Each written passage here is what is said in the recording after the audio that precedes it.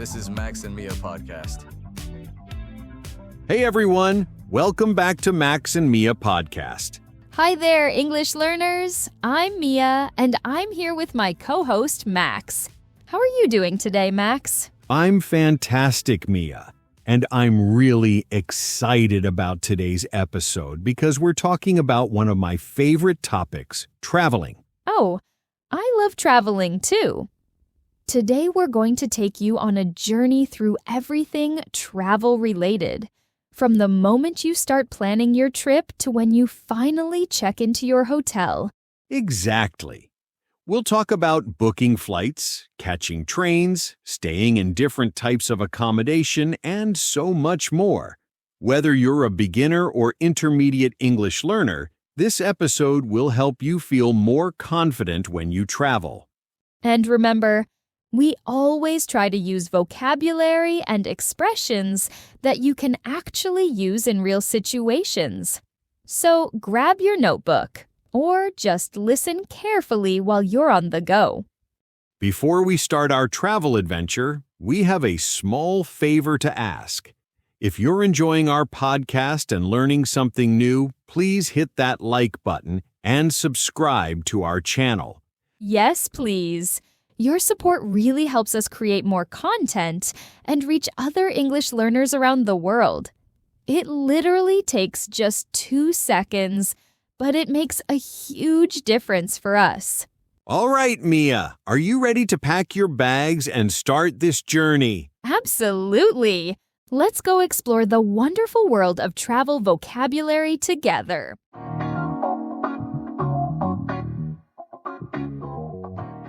So Mia, imagine you want to take a vacation. What's the very first thing you need to do? Well, I need to make a reservation. Or as we also say, I need to book something. Max, can you explain the word booking to our listeners? Sure. Booking means making a reservation in advance. For example, I'm booking a flight to Paris, or I booked a hotel room for next weekend. It's super common in travel English. Exactly. And listeners, here's something to consider. What factors do you think about when choosing between booking directly with a hotel versus using a third-party website? Think about the pros and cons of each approach. That's a great point. Now let's talk about how we make these bookings. You can book online, by phone, or sometimes in person. Mia, which way do you prefer? I usually book online because it's convenient and I can compare prices easily. But sometimes I call the hotel directly to ask for special requests. That's smart.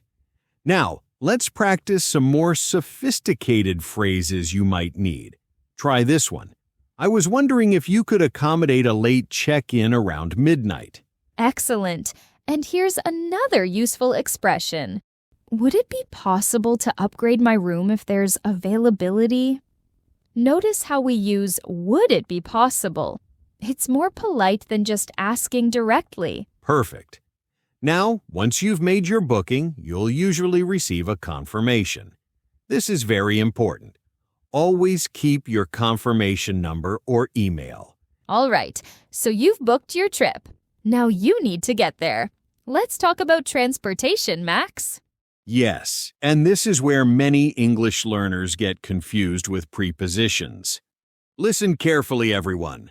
We say on a bus, on a train, on a plane. Can you repeat these? On a bus, on a train, on a plane. But wait, we say in a car, in a taxi, in an Uber. Notice the difference? For public transportation that's bigger, we use on. For smaller private vehicles, we use in. Exactly. So if someone asks you, how are you getting to the airport? You might say, I'm going by taxi or I'm taking the bus. And here's a common mistake. Don't say, I'm going with bus. That's incorrect. Say, I'm going by bus or I'm taking the bus. Let's practice. Repeat after me. I'm traveling by plane. I'm going by train. I'm taking a taxi. Excellent.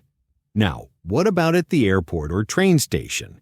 You might hear, "The flight to London is now boarding," or "The train to Manchester is departing from platform 3. So, you've arrived at your destination. Now you need to get to your accommodation. Max, what are some options? Well, you could take a taxi, use public transport, or maybe you arranged a pickup service. If you're lost, you can ask, "Excuse me, how do I get to the Grand Hotel?" Good phrase. And here's another useful one. Could you call me a taxi, please? This is very polite and natural. Now, listeners, let's learn some essential hotel vocabulary. When you arrive, you'll go to the reception or front desk to check in. Right. You might say, "Hi, I have a reservation under the name Smith." Try saying that. "I have a reservation under the name Smith." And the receptionist might ask, "Could I see your ID, please?" Or, "How many nights are you staying?" Here are some things you might ask for at the hotel. Could I have a wake-up call at 7 a.m.? Or, is breakfast included? Don't forget about your room key. These days, many hotels use key cards instead of traditional keys. The receptionist will explain, "Your room is on the 3rd floor, number 305.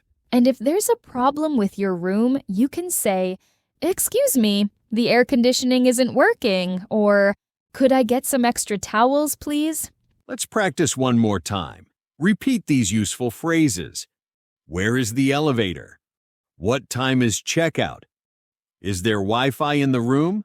Remember, the key to using this vocabulary naturally is practice. Try using these phrases in real situations, even if you're just imagining a trip. Now, let's listen to a real conversation between two friends. Pay attention to how they use the vocabulary we just learned. Hey, Emma. I can't believe we're finally doing this Europe trip we've been talking about for ages. I know, right? I'm so excited! But honestly, I'm feeling a bit overwhelmed with all the planning. I've been staring at my laptop for hours trying to figure out the best way to book everything. Oh, tell me about it. I made that mistake last year when I went to Thailand. I booked everything separately and ended up paying way more than I should have. What's your approach this time? Well, I'm torn between booking directly with the airlines and hotels versus using one of those travel booking sites. The third-party website seemed cheaper, but I've heard horror stories about customer service when things go wrong. That's exactly what happened to my cousin. She booked through one of those discount sites, and when her flight got canceled, she spent 3 days on hold trying to get help. The airline kept telling her to contact the booking site, and the site kept saying it was the airline's responsibility. Ugh, that's my worst nightmare. So, you think I should book directly then? For flights, definitely. Airlines are usually more helpful with their own customers. Plus, you can often choose your seats and add extras more easily. For hotels, it depends. Sometimes calling the hotel directly can get you perks that online bookings don't include. That's smart thinking. Speaking of flights, I'm still confused about connections. We're flying from New York to Barcelona, but there's a layover in London. Do we need to collect our luggage and check in again? It depends on whether it's the same airline or not. If it's all on one ticket with the same airline or partner airlines, your luggage should go straight through. But you'll still need to go through security again in London. Just make sure you have at least 2 hours between flights for international connections. Got it. And what about getting from the airport to our hotel in Barcelona? I saw there's a metro, but we'll have heavy luggage after a long flight. Honestly, take a taxi or book a transfer service. Yes, it's more expensive than public transport, but you'll be exhausted and dealing with luggage on crowded metros isn't fun. Plus, if your flight is delayed, you won't have to worry about missing the last train. Good point. I actually found this transfer service online that picks you up with a sign with your name. It's only 20 euros more than a regular taxi, and they track your flight so they'll wait if you're delayed. That sounds perfect. What about accommodation? Please tell me you're not staying in one of those party hostels like we did in college. Ha, no way. I booked us a boutique hotel in the Gothic Quarter. It's not cheap, but it has amazing reviews and the location is incredible. We can walk to most of the major attractions. Nice choice. Did you check what's included? Some European hotels don't include breakfast, and it can be expensive to add it later. Actually, that's funny you mention it. When I called to confirm our reservation, I asked about breakfast, and the receptionist offered to include it for just €10 per person per day. She said it's much cheaper than ordering it separately. See? That's exactly why calling directly sometimes pays off. What about getting around the city once we're there? I researched the transport system. Barcelona has an excellent metro, and they sell tourist passes that include buses and trains for multiple days. It's way more economical than taking taxis everywhere. Perfect. And if we want to take a day trip to somewhere like Montserrat, we can catch a train from the city center, right? Exactly. The train to Montserrat leaves every hour from Plaza de España. I already checked the timetable. We should book the cable car tickets in advance, though. They get really busy during peak season. You've really thought this through. I'm so glad we're doing this trip together. It's going to be amazing. I can't wait. Just promise me you'll help me navigate the airport. You know how anxious I get with all those announcements and gate changes? Of course. We're going to have the best time. And hey, at least we're traveling light this time, right? Just carry-on luggage? Wow, that was such a realistic conversation, wasn't it, Mia? I felt like I was eavesdropping on two friends planning their dream trip. Absolutely. And there's so much we can learn from Sarah and Emma. Let's dive into some of the brilliant expressions they used. Did you catch when Emma said, "I'm torn between booking directly with airlines and hotels versus using travel booking sites?" Yes. I'm torn between is such a natural way to express indecision. It's much more sophisticated than just saying I can't decide. Listeners, try using this. I'm torn between taking the train or flying. Or I'm torn between staying in the city center or near the beach. Exactly. And notice how Emma didn't just say the booking sites were cheaper. She said, the third-party websites seem cheaper. That little word seem shows uncertainty, which is perfect because prices can be misleading. Great observation. Now, here's something interesting. Sarah mentioned her cousin's experience with customer service. She said, she spent 3 days on hold.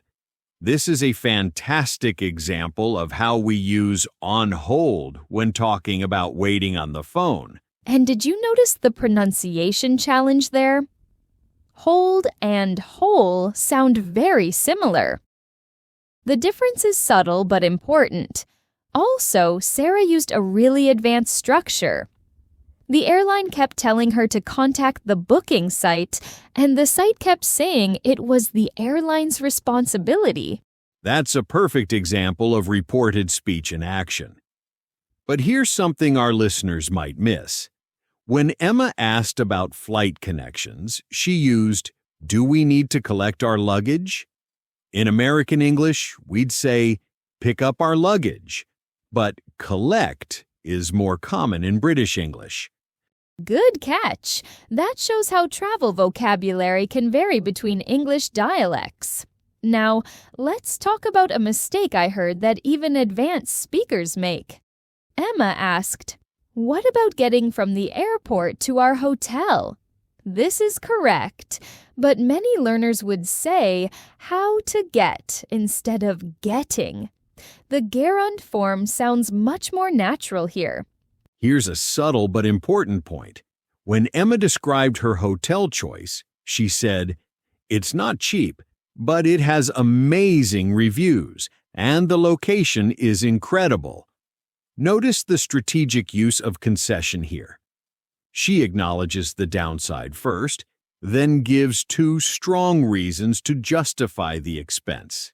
This is exactly how native speakers build persuasive arguments in conversation. That's brilliant analysis. And here's something that shows real language sophistication. Sarah's response. See? That's exactly why calling directly sometimes pays off. She uses see as a discourse marker to signal validation, then reinforces her previous advice. This kind of conversational cohesion is what separates intermediate learners from advanced speakers. Another sophisticated element was Emma's use of hedging language. When she said, "I'm feeling a bit overwhelmed," instead of "I'm overwhelmed," that "a bit" softens the statement. Advanced speakers constantly use these hedges to sound less dramatic and more nuanced in their communication. Exactly. And here's something that impressed me.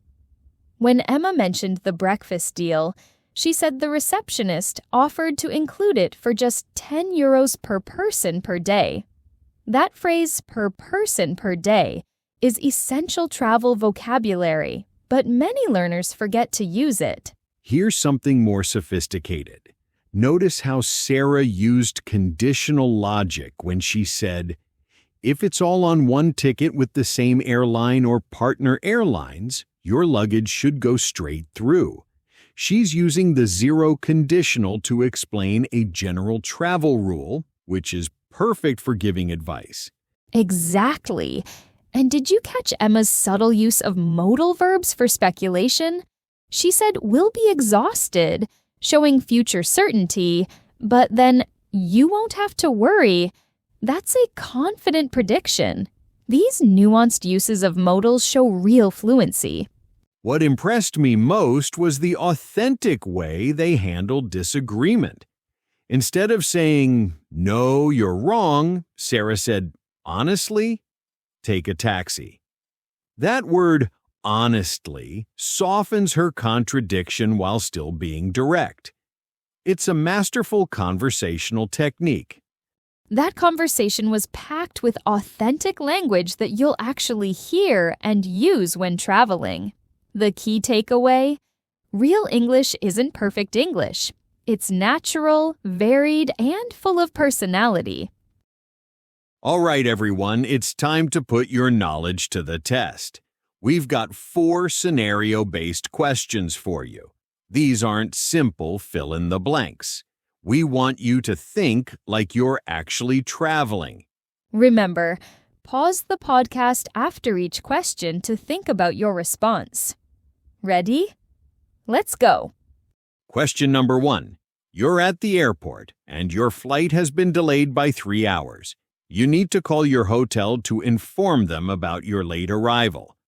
What would you say to the hotel receptionist? Think about being polite, but also getting the information you need. A strong response would be, "Good evening. I have a reservation under the name Johnson for tonight. Unfortunately, my flight has been delayed, and I won't arrive until around midnight. Could you please ensure that someone will be available for late check-in?" Notice how we explain the situation, give specific details, and make a polite request. Excellent. Question 2. You're discussing travel plans with a colleague who suggests booking everything through a discount website. You prefer booking directly with hotels and airlines. How do you diplomatically express your preference and explain your reasoning? A diplomatic response might be, "I can see the appeal of those sites, but I've had better experiences booking directly." When things go wrong, and they sometimes do, you get much better customer service. Plus, hotels often throw in little extras for direct bookings. Notice how we acknowledge their point before presenting our view. Perfect. Question 3. You're at a European train station and you need to catch a connecting train, but you're not sure about the platform. A local person offers to help, but they're speaking quite fast, and you didn't catch everything they said. How do you handle this situation? A natural response would be, "I'm sorry, could you repeat that more slowly? I'm not a native speaker, and I want to make sure I understood correctly about the platform." This shows you're engaged but need clarification. It's perfectly normal, and people appreciate your honesty. Great approach. Final question. You're staying at a hotel and there's an issue with your room. Let's say the Wi-Fi isn't working and you need it for an important video call tomorrow.